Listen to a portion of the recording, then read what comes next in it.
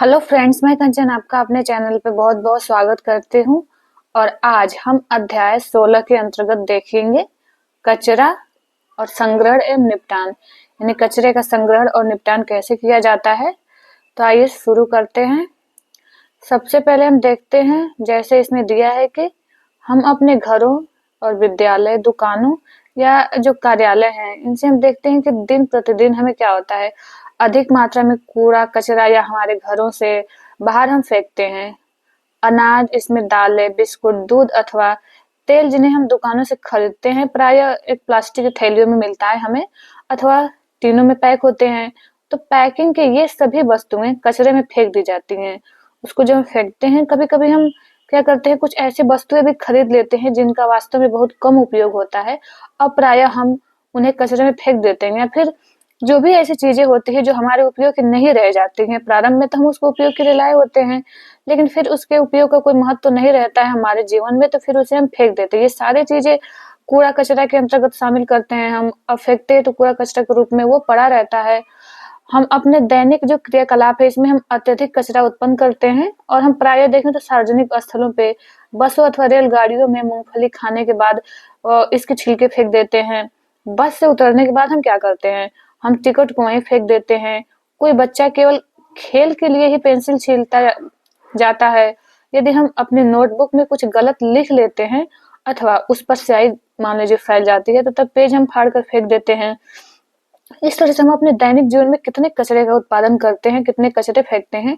इसके साथ साथ हम क्या करते हैं, कई घरेलू अपशिष्ट जैसे टूटे खिलौने हो गए, पुराने कपड़े हो गए, जूते, चप्पल, ये सारी चीजें जब हमारे उपयोग के बाहर हो जाती है, हम इन्हें फेंक देते हैं कूड़े कचरे के रूप में। यदि हमारे जो घर है, घरों में आस पास से यह कूड़ा न हटाया जाए तो क्या होगा, कूड़ों का ढेर लग जाएगा। आपके विचार से यह हमें कैसे हानि पहुंचा सकता है। जब जो सफाई कर्मचारी होते हैं कूड़ेदानों से इस कूड़े को ले जाते हैं, तो यह कूड़ा कहाँ फिर चला जाता है, कहाँ फेंका जाता है, फिर इसका क्या होता है। क्या यह संभव है कि यह सारा का सारा कचरा कुछ ऐसे पदार्थों में बदल दिया जाए जिससे हमें हानि न हो, या फिर क्या इन कचरों में से कुछ अच्छे पदार्थ भी निकाले जाते हैं। क्या हम इस दिशा में किसी भी प्रकार से कुछ अपना योगदान दे सकते हैं। तो इस अध्याय में हम क्या इन्हीं प्रश्नों के उत्तर खोजने का प्रयास करेंगे। इस अध्याय में इसी प्रकार से कूड़े कचरे के बारे में, कैसे उसका इकट्ठा किया जाए, कैसे निपटान किया जाए, कैसे इनका निपटान करके हम अपने देश में स्वच्छता ला सकते हैं, अपने पर्यावरण में, अपने आसपास के वातावरण में। तो इसके बारे में हम अध्ययन करेंगे। देखिए इसमें दिया है, ये एक कदम स्वच्छता की ओर, ये जो योजना है, स्वच्छता अभियान जो हमारा था, ये शुरू हुआ था। देखिए यहाँ दिया है कि भारत के प्रधानमंत्री ने 2 अक्टूबर 2014 को स्वच्छ भारत अभियान का शुभारंभ किया था। यानी ये जो अभियान शुरू हुआ था 2 अक्टूबर, यानी 2 अक्टूबर हम सब जानते हैं कि किनकी जयंती मनाई जाती है, महात्मा गांधी जी की, जो हमारे राष्ट्रपिता थे। तो उन्हीं की जयंती के दिन 2014 को ये अभियान शुरू किया गया था, स्वच्छ भारत अभियान। और इस अभियान का जो लक्ष्य है, 2 अक्टूबर 2019 तक खुले में शौच से मुक्त भारत का निर्माण करना था। ये इसका मुख्य उद्देश्य है। देखिए बूझो जो है बच्चा, बालक, इसके विद्यालय के बच्चों ने कचरे का निपटान नामक एक परियोजना प्रारंभ की, और इस परियोजना से इन्होंने जो सीखा, उनमें से कुछ बातों की चर्चा हम इस अध्याय में सीखेंगे। देखिए दिया है सबसे पहले कचरे का निपटान। तो कचरे का निपटान कैसे किया जाता है। देखिए जो सफाई कर्मचारी होते हैं क्या करते हैं, वो कूड़ा एकत्र करके ट्रकों द्वारा निचले जो खुले क्षेत्र है उसमें, जहाँ गहरे गड्ढे या गर्त होते हैं, वहां पे उन्हें ले जाते हैं, और उस क्षेत्र में क्या करते हैं, इन्हें भर भर देते हैं, या वहां उन्हीं में, उन गहरे क्षेत्र में इनका दबा दबा दिया जाता है। उसे हम कहते हैं भराव क्षेत्र। यानी जहाँ पे खाली स्थान होता है, गड्ढे होते हैं, गर्त होते हैं, इन कूड़े कचरों को ले जाकर उसमें भरा जाता है, और उसे कहा जाता है भराव क्षेत्र। इस तरह से हम कुछ कचरे का निपटान कर सकते हैं। यदि हम इसे कहीं ले जाकर, यदि जहाँ पे आसपास लोग रहते हैं वहां फेंकेंगे, तो उससे तो और पर्यावरण प्रदूषण होगा, या वहां पे जो लोग रहते हैं उन लोगों का जीवन यापन क्या होगा, कठिन हो जाएगा, संभव नहीं हो पाएगा, और बहुत सारी बीमारियां होंगी उनको, स्वास्थ्य समस्याएं होंगी, आसपास के वातावरण में प्रदूषण फैलेगा, दुर्गंध होगा, ये सारे। इसलिए बहुत खाली स्थान पे हमें इसे बहुत दूर दराज ले जाकर फेंकते हैं, शहर से बाहर या गांव से बाहर, या फिर ऐसे स्थान पे जो कि काफी गहरा हो, उसमें इसको भराव किया जा सके, तो ये दबाया जा सकता है इसको जमीन में। देखिए वहाँ कचरे के भाग क्या करते हैं, उस भाग को जिसका पुनः उपयोग किया जा सकता है उसी रूप में उपयोग न किए जा सकने वाले कचरे से पृथक किया जाता है। और इस प्रकार कचरे को भी ले जाते हैं तो उसमें क्या करते हैं, पृथक्करण करते हैं, अलग अलग किस प्रकार के उपयोग कचरे हैं, किस प्रकार के कौन से कचरे हैं। तो इसी कचरे में दिया कचरे में उपयोगी और अनुपयोगी दोनों अवयव होते हैं। अनुपयोगी जो अवयव होते हैं उनको क्या करते हैं, हम पृथक कर लेते हैं और फिर इसे जो भराव क्षेत्र है उसमें फैला के मिट्टी के परत से ढक देते हैं, जो अनुपयोगी अवयव होते हैं। आगे दिया है, जब यह भराव क्षेत्र पूरी तरह से भर जाता है तब क्या करते हैं, प्रायः इस पर हम देखते हैं तो पार्क अथवा खेल का मैदान बना देते हैं और लगभग अगले 20 वर्षों तक इस पर कोई भवन निर्माण नहीं किया जाता है। क्यों? कचरे के उपयोगी अवयव के निपटान के लिए भराव क्षेत्रों के पास कंपोस्ट बनाने वाले क्षेत्र विकसित किए जाते हैं। यानी जो कुछ उपयोग हो सकता है, ऐसे कचरे जो रहते हैं, खाद्य सामग्री रहते हैं, फलों के छिलके सारे रहते हैं, इन सबको कंपोस्ट खाद बनाने के लिए उसमें से छांट करके उनका प्रयोग किया जाता है। देखिए कंपोस्ट खाद क्या है या कंपोस्ट क्या है, आइए इसे निम्नलिखित क्रियाकलाप द्वारा सीखें या इस प्रकार से इसे सीखते हैं। देखिए क्रियाकलाप एक दिया है इसमें कि आप क्या करें। सबसे पहले अपने घर के कचरे को कूड़ेदान में फेंकने से पूर्व किसी स्थान पर एकत्र करें, फिर इसे 2 समूहों में बांट लें। इस प्रकार वस्तु हो जिस समूह एक में आप रखें, रसोई का कचरा जैसे उसमें फल एवं सब्जी के छिलके हो, अंडे का खोल हो, बचा हुआ अपशिष्ट भोजन हो, उसमें चाय की पत्तियां हो, समाचार पत्र, सूखी पत्तियां एवं कागज की थैलियां भी इसी समूह में सम्मिलित कीजिए। ये एक हमने ये समूह बना लिया कचरे का। और दूसरा समूह में क्या दे रहा है कि आप कपड़े के टुकड़े ले सकते हैं, पॉलिथीन की थैलियां ले सकते हैं, टूटा कांच है, एल्युमिनियम के रेपर्स हैं, कीले, पुराने जूते एवं टूटे खिलौने, ये सारे 2 समूह हमने बना लिया। अब क्या करें, आगे दे रहा है कि अब प्रत्येक समूह के कचरे को 2 पृथक ढेरियों में बांटिए तथा इन्हें ए, बी, सी और डी से नामांकित कीजिए और इनमें से प्रत्येक समूह की एक ढेरी को अब क्या करें, एक एक ढेरी को पुनः,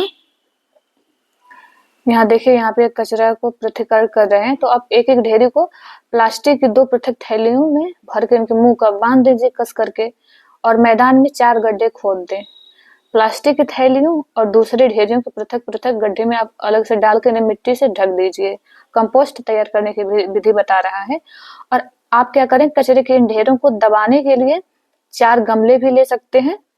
4 दिन के पश्चात कचरे के ऊपर से मिट्टी हटाकर अब हटाएं और कचरे में हुए परिवर्तन को देखिए, क्या परिवर्तन हुआ है इसमें। जो कचरे होते हैं, कचरे का काला हो जाना, उससे कोई दुर्गंध न आना, यह दर्शाता है कि कचरे का पूर्ण विगलन हो गया है और इसे पुनः मिट्टी से ढक दीजिए। इसी प्रकार 2-2 दिनों के अंतर पर इनका अवलोकन करके अपने प्रेक्षणों को सुझाए अनुसार नोट कीजिए। क्या अब देखते हैं इसमें से क्या क्या हम आंसर पा सकते हैं। क्या पूर्णतः विगलित है, उसे दुर्गंध नहीं आती है, या आंशिक रूप से विगलित है। यानी उस समय हम देख सकते हैं कुछ ऐसे होंगे जो पूरी तरह से गल चुके हैं, दुर्गंध भी आएगा, कुछ ऐसे जो कठोर होंगे वो उनका नहीं होगा, और लगभग पूर्णतः विगलित है परंतु अभी भी दुर्गंध आ रही है, कोई परिवर्तन नहीं हुआ है। इन सारे आंसर हम उस क्रियाकलाप को करके देख सकते हैं और देख कर दे सकते हैं। देखिए किस ढेर जो है उसमें हमने बंद किया था बोरियों में जमीन के अंदर, तो किस ढेरी के कचरे का विगलन हुआ और किसका नहीं हुआ है, तो अपने प्रेक्षणों के आधार पर आप सारणी बना के इस कॉलमों को भरिए।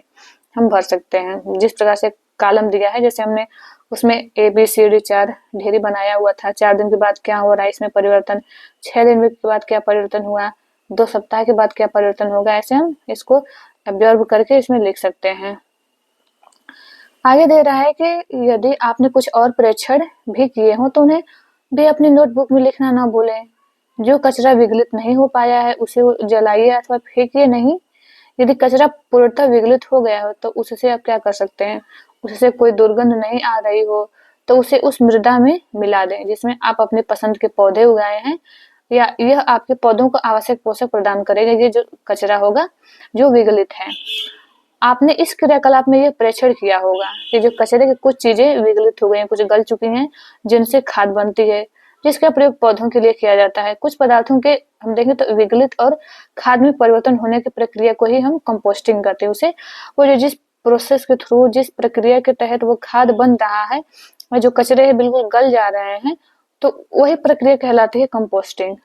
कुछ शहरों को देखें, कुछ शहरों तथा नगरों में नगर पालिकाएं दो प्रकार के कचरे को एकत्र करने के लिए दो पृथक कूड़ेदान प्रदान करती है।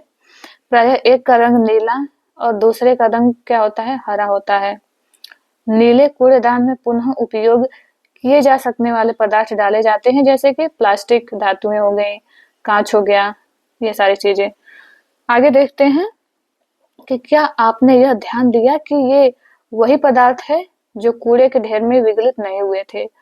हरे कूड़ेदान रसोई तथा अन्य पादप अथवा जंतु जो अपशिष्ट हैं, अपशिष्टों को एकत्र करने के लिए होते हैं। और आपने यह नोट किया होगा कि इस प्रकार के अपशिष्ट मिट्टी में दबाने पर पूर्णतः क्या होंगे, विघटित हो जाते हैं। अब तो आप समझ ही गए होंगे कि क्रियाकलाप 1 में के लिए अनुसार हम कचरे को फेंकने से पहले उसे दो समूह में पृथक करना क्यों आवश्यक है। यानी उस कचरे के ढेर से में हम कुछ उपयोगी कचरे निकाल सकते हैं, जिसका हम कंपोस्टिंग के थ्रू एक उपजाऊ खाद बना सकते हैं, जो हमारे जिस प्रकार हम घर पे थोड़ी सी जो सब्जियां लगाते हैं उसमें डाल सकते हैं, अपने खेतों में डाल सकते हैं, तो वो हमारे लिए उपयोगी उसका भी हो सकता है। आगे दिया है कि क्या आपने सड़कों के किनारे सूखी पत्तियों के कचरे के ढेर देखे हैं। तो बहुधा इन्हें जला देते हैं। जैसे बहुत लोग जला ही दिया जाता है, जला के इसे नष्ट कर दिया जाता है, लेकिन जलाने से अपेक्षा उसको यदि हम कहीं कंपोस्ट उसका तैयार कर रहे हैं तो वो और अधिक लाभदायक होगा हमारे लिए। जैसे यहाँ दिया है कि प्रायः किसान भी कटाई के पश्चात खेतों से जो भी सूखी पत्तियां, फसली पादपों के अपशिष्ट तथा भूसे जैसे जो अपशिष्ट होते हैं, अपशिष्टों को जलाते रहते हैं। उन्हें जलाने पर स्वास्थ्य के लिए हानिकारक गैसें तथा धुआं निकलेगा और हमें इस पद्धति को समाप्त करने का प्रयास करना चाहिए, ताकि जलाने से बहुत सारे विषैले धुएं और गैसें निकलती हैं, तो वो हमारे स्वास्थ्य के लिए हानिकारक है। तो इन अपशिष्टों को उपयोगी कंपोस्ट में परिवर्तित किया जाना चाहिए। यानी हम जलाने की अपेक्षा क्या है कि ये जो अपशिष्ट बच रहे हैं इनको हम क्या करें, कंपोस्टिंग करें, और इस तरह से हमें एक उपजाऊ खाद मिल जाएगा, जैविक खाद कह सकते हैं। देखिए है कचरे का निपटान। परियोजना की अवधि में पहली अम्बुजो, ये जो दो बालक हैं, इन दोनों द्वारा नोट किए गए कुछ प्रेक्षण विचार इस प्रकार है। उन्होंने क्या क्या नोट किया है, देखिए यहाँ दिया है। देखिए इसमें दिया है कि जो बूझो है, बूझो ने अपनी नोटबुक में लिखा कि पत्तियों को न जलाएं और आप इनके धुएं को सहन नहीं कर पाएंगे।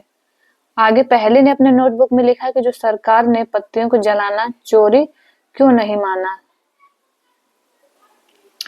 आगे दे रहा है कि वास्तव में जो चोरी नहीं, यानी उसका अभिप्राय क्या है, गैर कानूनी अथवा अपराध से, यानी इसको अपराध क्यों नहीं माना जलाने को। वह चाहती थी कि सरकार जो पत्तियां हैं, पत्तियों को और दूसरे पादप अवशिष्टों को जलाने से रोकने के लिए कानून बनाए। यानी सरकार कानून बना देगा तो लोग उन पत्तियों को जलाएंगे नहीं, बल्कि क्या करेंगे, कंपोस्ट के थ्रू उसको उपयोग करेंगे, उसे उपजाऊ खाद बनाएंगे। वर्मी कंपोस्टिंग, आइए देखते हैं वर्मिंग कंपोस्टिंग क्या होता है। देखिए हम जो पौधे होते हैं, पौधों को कंपोस्ट देकर उनके मित्र बन सकते हैं। कंपोस्ट बनाकर हम स्वयं अपने भी बहुत अच्छे मित्र बन जाएंगे। और मित्रों के विषय में बात करते समय क्या आप ये जानते हैं कि केंचुओं को क्या कहा जाता है, किसानों का मित्र। केंचुओं की एक प्रजाति में होती है लाल केंचुआ, कंपोस्टिंग में कैसे उपयोगी होता है। नहीं, इसमें बहुत सारी प्रजातियां होती हैं, लेकिन इसमें दिया है कि केंचुए की जो प्रजाति लाल केंचुआ होती है वो कंपोस्टिंग में कैसे उपयोगी होती है। देखिए लाल केंचुए की सहायता से कंपोस्ट बनाने की इस विधि को हम वर्मिंग कंपोस्टिंग अथवा क्रीमिंग कंपोस्टिंग कहते हैं। वर्मी कंपोस्टिंग द्वारा हम अपने विद्यालय में भी खाद बनाने का प्रयास कर सकते हैं। क्रियाकलाप में 2 में दिया है कि क्रियाकलाप 2 में बता रहा है कि आप आइए और मैदान में एक गड्ढा खोदें और कोई लकड़ी का बॉक्स, ठीक, किसी ऐसे स्थान पर रखें जो न तो बहुत गर्म हो और न ही बहुत ठंडा। ऐसे स्थान के बारे में आपका क्या विचार है, जहां सीधी धूप नहीं पड़ती हो। आइए अब गड्ढे अथवा बक्से में हम क्या करें, लाल जो केंचुए होते हैं उन केंचुओं के लिए आरामदायक घर बनाते हैं। गड्ढे अथवा जो बॉक्स होता है उसके तले में एक जाल अथवा मुर्गा जाली बिछा दीजिए और विकल्प के रूप में तले में रेत की 1 अथवा 2 सेंटीमीटर एक मोटी सी उसमें परत बिछा देते हैं। अब रेत के जो ऊपर है, ऊपर सब्जियों अथवा फलों के अपशिष्ट भी बिछा दीजिए। क्या होगा इसके आगे, तो है कि आप जो हरी पत्तियां, पौधों के सूखे जो डंडियों के टुकड़े हैं, भूसा अथवा समाचार पत्र की 1 इंच चौड़ी पट्टियां काटकर उन्हें रेत अथवा जाली के ऊपर बिछा सकते हैं। और आप अपने नोटबुक में बेकार गत्ते को काटकर भी जो पट्टियां हैं पट्टियां बना सकते हैं। परंतु जो चमकीले प्लास्टिक वाले कागज हैं और इसके साथ देखिए वर्मिंग कंपोस्टिंग दिखाया गया है, इसके साथ ही इसमें हम कार्टन का प्रयोग न करें और मतलब प्लास्टिक का या इस कार्टन का प्रयोग न करें। इसमें रेत अथवा तार की जाली पर सूखी गोबर भी बिछाया जा सकता है, यानी प्लास्टिक या ऐसे धातुओं की चीजों का प्रयोग न करें। देखिए कुछ जल छिड़क कर अब इस परत को नम बनाइए। ध्यान रहे कि जल इतना अधिक न हो कि वो बहने लगे। अब अपशिष्ट की परत को दबाइए नहीं, इसे बस पोला ही रहने दीजिए ताकि इस परत में पर्याप्त मात्रा में कुछ वायु भी बनी रहे, नमी भी बनी रहे और वायु भी इसमें जाता रहे। देखिए यहाँ दिया है कि लाल केचुए हैं या फिर कैसे मिट्टी को या किस प्रकार से इन्हें किसानों का मित्र कहा जाता है, इसलिए क्योंकि ये मिट्टी को काफी उपजाऊ बना देते हैं। तो उपजाऊ होगा तो किसानों के लिए बहुत फायदा हो करेगा, बहुत लाभदायक होगा उनकी फसलों को उपजाने के लिए, इसलिए इनको मित्र कहा जाता है। और इस प्रकार बताया जा रहा है इस क्रियाकलाप के माध्यम से कि कैसे वर्मिंग कंपोस्टिंग की जाती है। तो वो आगे दिया है कि अब आपका जो गड्ढा है लाल केंचुओं के स्वागत के लिए तैयार है। यानी कुछ लाल केंचुए आप खरीद कर इन्हें अपने गड्ढे में रख दीजिए। अब इन्हें जूट की बोरी या पुरानी चादर अथवा घास से हल्के से इसे ढक दीजिए। क्या होगा कि आपके जो लाल केचुए हैं, केचुओं को भोजन चाहिए। आप इन्हें फल तथा सब्जियों के अपशिष्ट, कॉफी तथा चाय छानने के बाद बची हुई पत्तियां तथा खेत एवं बगीचे के जो खरपतवार है दे सकते हैं। और इस गड्ढे में क्या कर सकते हैं, इस भोजन को लगभग 2-3 सेंटीमीटर गहराई में दबा कर रखना अच्छा हो सकता है। नमक, अचार, तेल, सिरका, मांस एवं दूध से निर्मित अपशिष्ट पदार्थ भोजन के रूप में लाल केंचुओं को न दें। इन वस्तुओं को क्या करें, गड्ढे में डालने से उसमें रोग कारक जीव उत्पन्न होने लगता है। गड्ढे में डालेंगे तो रोग कारक जीव भी उत्पन्न होने लगता है। कुछ दिनों के अंतराल में गड्ढे के जो पदार्थ हैं, पदार्थों को आप धीरे धीरे मिलाते रहें तथा इसकी ऊपरी सतह को हिलाते रहें ताकि इसमें क्या हो, वही वर्मिंग कंपोस्टिंग इस प्रक्रिया के तहत हमें देखने को मिलेगा। आगे दे रहा है कि ये देखिए ये दिया लाल केंचुओं के लिए आहार, मतलब यही जो सड़े गले पदार्थ हैं या इनके छिलके हैं, ये सारी चीजें जो हैं उनके आहार के रूप में है। तो उसमें हम इसको मिला देते हैं तो वो उनके आहार के रूप में हो जाएगा, फिर वो वहां पे अधिक मात्रा में उपस्थित होंगे। कुछ केंचुओं को डाल देते हैं तो ये हम एक दिन देखेंगे कि सारे जो जितने भी कचरे हैं ये इनको वो बिल्कुल एक कंपोस्ट में परिवर्तित कर देंगे लाल केंचुए। यहाँ जैसे दिया है कि जो लाल केंचुए होते हैं इनके दांत नहीं होते हैं, इनमें एक विशेष संरचना होती है जिसे क्या कहते हैं, गिजर्ड। इस विशेष संरचना को हम गिजर्ड के नाम से जानते हैं और जो भोजन को पीसने में इनकी सहायता करते हैं। यदि आप अंडे के छिलके अथवा समुद्री शंख या सीपी का चूरा आहार के साथ मिला देंगे तो यह आहार के साथ कृमि के गिजर्ड में क्या होता है, पहुंच जाता है और भोजन को पीसने में उसकी सहायता करता है। यदि कोई लाल कृमि एक दिन में अपने शरीर के भार के बराबर आहार खा सकता है तो आगे दिया है कि लाल केंचुए बहुत गर्म अथवा ठंडे वातावरण में जीवित नहीं रह सकते। यानी एक कहें कि शीतोष्ण यानी आर्द्र और गर्मी और ठंडी दोनों तरह का वातावरण होना चाहिए। तो बहुत ज्यादा यदि कहें कि बहुत अधिक ठंडा है या बहुत अधिक गर्मी है तो वहां पे इनका पनपना मुश्किल होता है या उसमें इनका जीवन नहीं चल पाएगा, ये खत्म हो जाएंगे।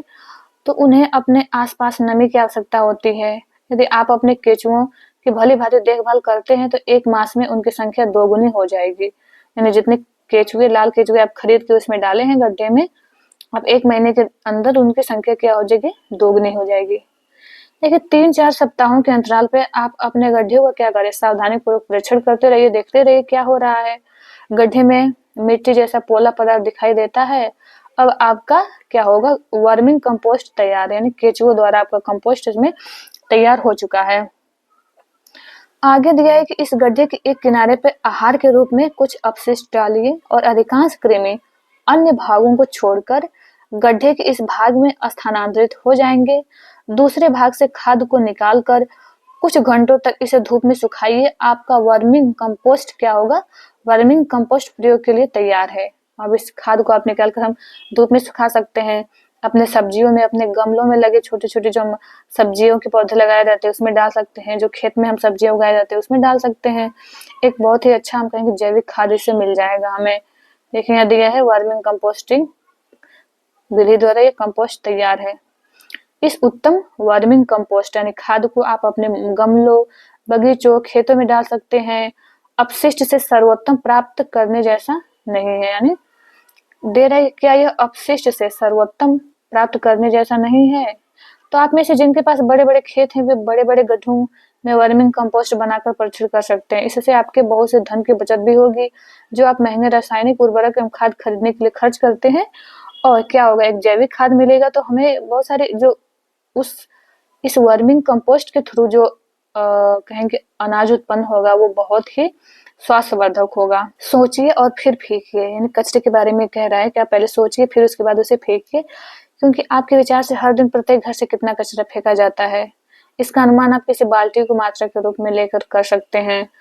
अपने घर का कचरा एकत्र करने के लिए आप 5 से 10 लीटर की कोई बाल्टी लीजिए और उसमें कुछ दिन तक अपने घर का कचरा एकत्र कीजिए।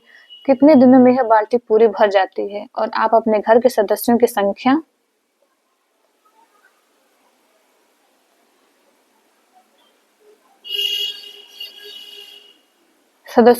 जानते हैं? यदि आप अपने शहर अथवा नगर की जनसंख्या का पता लगा लें तो क्या अब आप ये अनुमान लगा सकते हैं कि प्रतिदिन आपके मोहल्ले अथवा नगर के सभी घरों में कितनी बाल्टी कचरा उत्पन्न होगा? हम प्रतिदिन कचरे के पहाड़ उत्पन्न करते हैं और और तो सही बात है, ये सही सच ही है कि कितने कचरे हम प्रतिदिन उत्पन्न कर देते हैं अपने ही घरों से। फिर है कि आइए अब हम ऐसे गांव के बारे में कहानी से पढ़ते हैं जहाँ के लोग अधिक बुद्धिमान हैं, जहाँ कचरा कम निकलता है। नानू छठी जो है छठी कक्षा में पढ़ता है और उसे कागज का वायुयान बनाना बहुत अच्छा लगता है।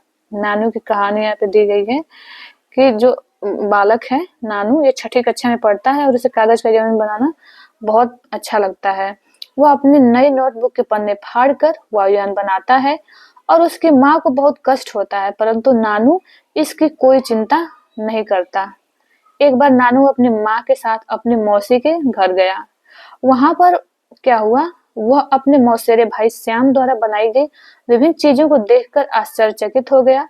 उसने पुराने चार्टों से फाइलें बनाई हुई थी, पेंसिल के छीलन से बधाई कार्डों पर फूल, पुराने कपड़ों से चटाई, पॉलिथीन की थैलियों से टोकरी आदि को देखकर नानू आश्चर्यचकित हो रह गया। और श्याम ने तो विवाह के निमंत्रण पत्रों से एक डायरी भी बना रखी थी। एक दिन प्रातः नानू अपनी नानी को ढूंढता हुआ पहुंचा।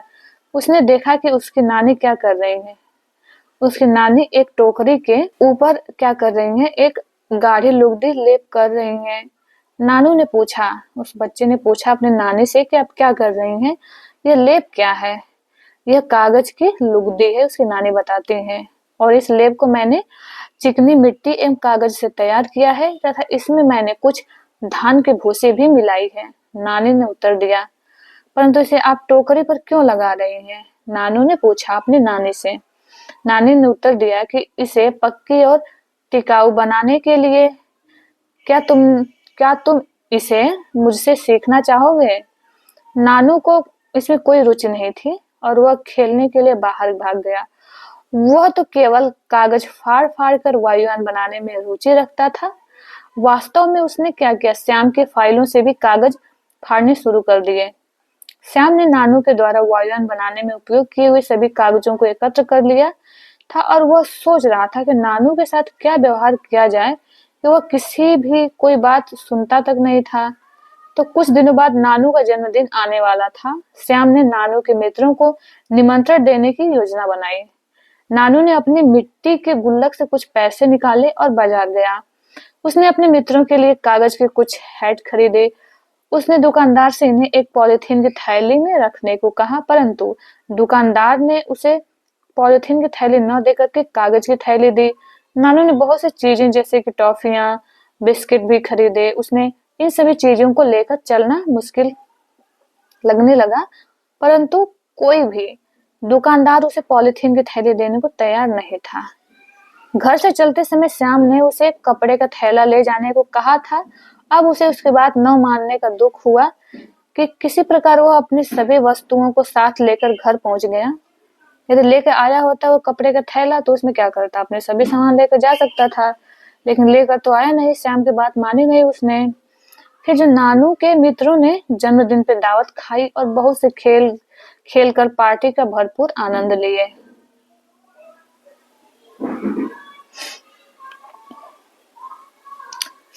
आगे दिया है कि उसके सभी मित्रों ने नानू द्वारा खरीदे गए चमकीले कागज के हैट पहने। श्याम ने नानू के मित्रों के लिए कागज की लुगदी से सुंदर मुखौटे बनाए। उसने नानू के लिए भी एक विशेष उपहार बनाया, एक फोटो फ्रेम तथा बधाई का सुंदर कार्ड। यह सब उसने नानू द्वारा फेंके गए कागजों की लुगदी से बनाए थे और यह नानू के लिए एक नया अनुभव था। उसके सभी मित्र अपने मुखौटों के साथ अपने घर ले गए।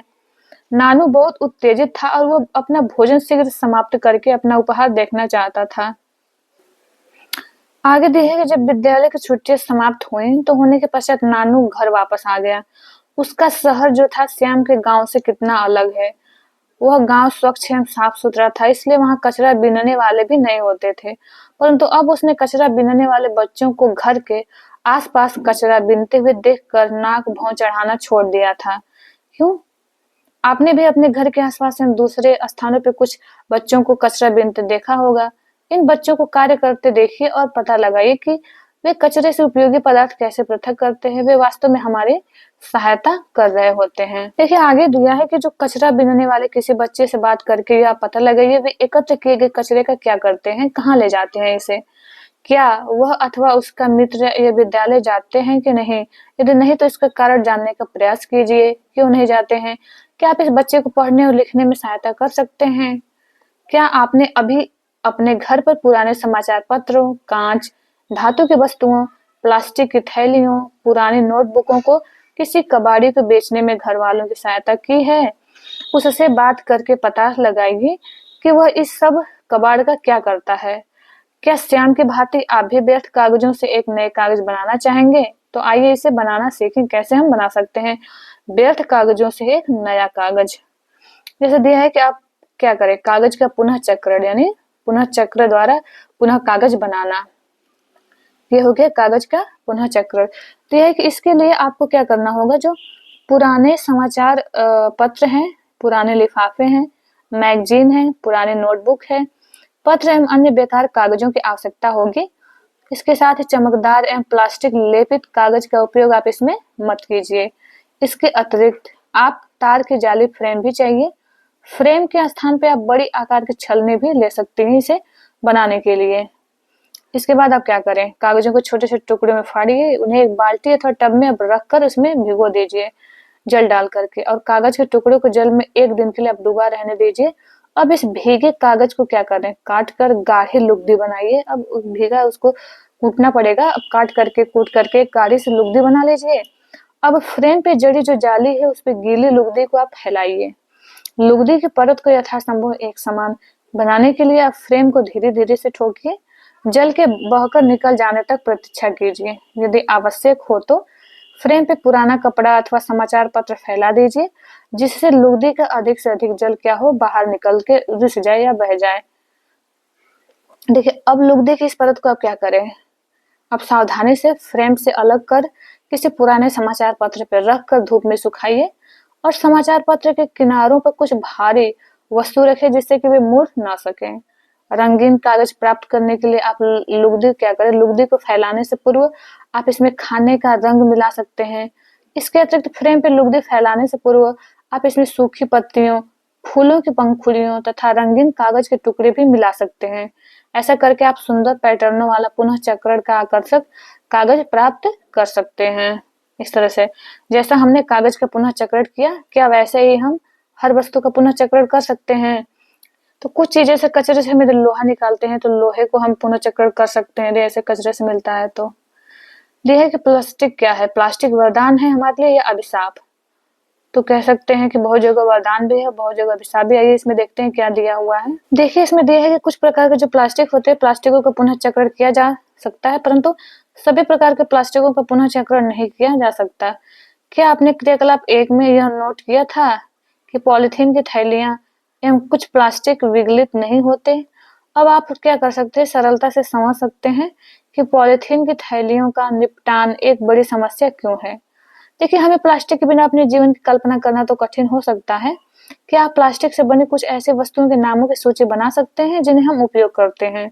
जैसे बहुत सारी चीजें होती हैं, खिलौने होते हैं, इसमें जूते, थैले, पेन, कंघे, दांत के ब्रश जो होते हैं, या बाल्टी, बोतल, जल पाइप, ये सारी जो सूचियां और भी अधिक हम लंबी सूचियां बना सकते हैं प्लास्टिक के सामानों की।